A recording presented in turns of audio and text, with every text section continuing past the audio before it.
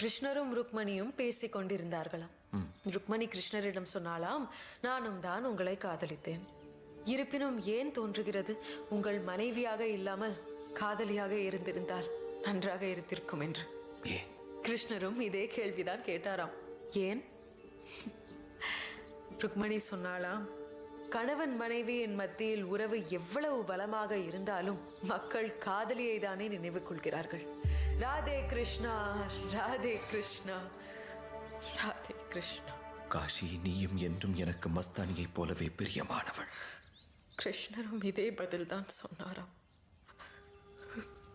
என்றும் உங்கள் இருவரையும் நான் ஒப்பிட்டு பார்த்ததே இல்லை. விடுங்கள், எங்கள் இருவரையும் ஒப்பிட்டு பார்க்கவும் முடியாது.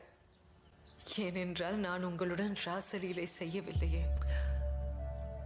உனக்கு என்னிடம் மஸ்தானியை பற்றி குறை கூற வேண்டும் என்று தோன்றுகிறதா? மற்றவர்களை பற்றி எதற்கு குறை கூற வேண்டும்?